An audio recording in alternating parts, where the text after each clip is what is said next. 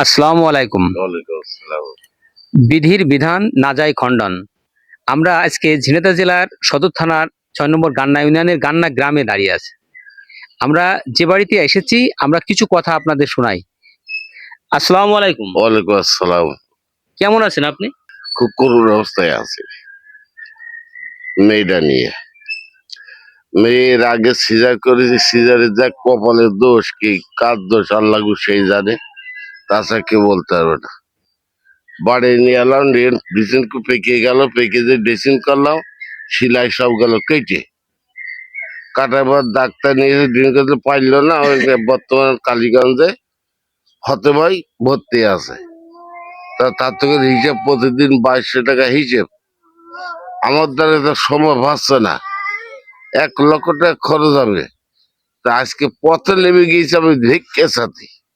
আরে, এর বাড়ি এক পচাইল, ওর বাড়ি এক পচাইল, এই মেয়ে লোকটা সিএসে নিয়ে আসছে। আমি আজকে রাস্তায় এই দাঁড়িয়ে বসে আছি, 5 টাকা 10 টাকা তুলে সাহায্য নিয়ে এখন মেয়েটা নিয়ে আসবো কোন কায়দায়? আমি তো মাথায় আমার কাজ করছে না, তেমন কোন দরদ আমার পাশে নেই 500 টাকা দেওয়ার মতন। এই দেশ, এই গ্রাম ও গ্রাম তুলে আমার সাহায্য করে মেয়ে বেরকে উদ্ধার করতে হবে। মেয়ের আজকে 10 দিন থুয়েছি, কাজকে ফোন দিয়ে বসে আব্বা কিছু টাকা পাঠাও, আমি এখনো পাঠাতে পারিনি। তাহলে কোন পর্যায়ে আমি বর্তমান দাঁড়িয়ে আছি বাবা? আপনার বাচ্চা কাচ্চা কয়টা? আমার বাচ্চা 4টে, 3টে মেয়ে একটা ছেলে। একটা ছেলে। ছেলে ইনকাম করে না? ছেলে ছেলে যা ইনকাম করে তাদের চলে না। তিনিও রোগে আক্রান্ত। সাথে সাথে তিনার যে মেয়ে, 3টে মেয়ে, একটা মেয়ে এমন সমস্যা, সিজারিং সমস্যায় এখন বর্তমানে ইনজুরি হয়েছে, যে এতই কষ্টকর তার, যে তার জীবন বাঁচানোই খুবই কষ্ট, দুর্বিষহ। ডাক্তার বলেছে যে উন্নত মানের চিকিৎসা না করলে এই মেয়েটা বাঁচানো খুবই অসম্ভব হয়ে যাচ্ছে। তাই এই অসহায় মানুষ দুটি চাতক পাখির মতো মানুষের দিকে চেয়ে আছে, মানুষের সহযোগিতা নিয়েই চলছে, মানুষের সহযোগিতা নিয়ে তাদের এই চলা। আজকের দিনটা যে চুলা জ্বালাবে সেই সমর্থন তাদের নাই। চাল চুলা একেবারেই বন্ধ, ইনকামের চাকা যেমন বন্ধ, খাবার দাবারের অবস্থাও সেই রকম। এখন এই যে বলছে যে আমরা সাহায্য তুলে নিয়ে আসে কোনো রকমে এখন 4টি ভাত রান্না করে এই যে ছেলেপেলের কাছে দিয়েছে। আমরা দেখুন এই যে বাচ্চাগুলো দেখছেন না, এই বাচ্চাগুলো কিন্তু তাদেরই, তার ছেলে, একটা ছেলে, সেই ছেলেরও চলে না, কোনো রকমে একটা ভ্যান চালায়, সেই ভ্যান চালিয়ে এই সমস্ত পড়শিগুলো নিয়ে এই মানবতার জীবনযাপন করছে।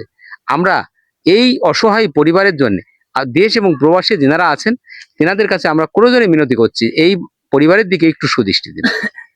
এই যে আমাদের যে বোনটি যে হাসপাতালে ভর্তি আছে, তার যদি এই সুচিকিৎসা যদি দেওয়ার জন্য যদি অ্যাবিলিটি না হয়, টাকা যদি জোগাড় না হয়, তার কিন্তু মৃত হয়ে এই গৃহে লাশে ফিরে আসতে হবে, সে জীবিত ফিরে আসতে পারবে না। এমনই কষ্টকর অবস্থায় এখন বর্তমানে জীবনযাপন করছে, খুবই কষ্টকর একটা জীবনযাপন, সে হাসপাতালে তড়পায় তড়পায় মরছে। তাই আমরা বলছি যে আপনারা অবশ্যই এই পরিবারের দিকে একটু সুদৃষ্টি দেন, সুদৃষ্টি দিয়ে এই পরিবারের একটু সাহায্য করেন। এই রমজানে আপনাদের মা বাবা যেনারা চলে গেছেন বিয়োগে পৃথিবী ছেড়ে, তাদের উদ্দেশ্য করে এই পরিবারের দিকে একটু দান মন মানসিকতা পোষণ করেন এবং দান করেন। আপনাদের অনুদানটা এই পরিবার পেলে হয়তোবা এই মৃত্যু পথযাত্রী এই বোনটি হয়তো আবার এই পরিবারে আল্লাহর রহমতে ফিরে আসতে পারে। যাই হোক, আপনাদের প্রতি উদাত্ত আহ্বান থাকবে এই ভিডিওটি আপনারা বেশি বেশি শেয়ার দিবেন, বেশি বেশি শেয়ার দিয়ে সহৃদয় মানুষের কাছে পৌঁছে দেওয়ার দায়িত্ব হচ্ছে আপনাদের। ভালো যদি কাজ আমরা যদি স্ব জায়গা থেকে না করি, তাহলে এই সমস্ত মানুষগুলো কিন্তু অনাহারে অর্ধহারে চিকিৎসা অভাবে মারা যাবে। আপনারা অবশ্যই এই পরিবারের দিকে একটু সুদৃষ্টি দেবেন, যাতে করে আমরা এই পরিবারের দিকে সাহায্যের বোঝা নিয়ে আবার এই পরিবারে আসতে পারি, আর আমাদের বোনটা যেন আবার সুচিকিৎসা পেয়ে এই গৃহে জীবিত হয়ে ফিরে আসতে পারে। যাই হোক, সবাই ভালো থাকবেন। আমরা এই পরিবার থেকে বিদায় নিচ্ছি। আসসালামু আলাইকুম।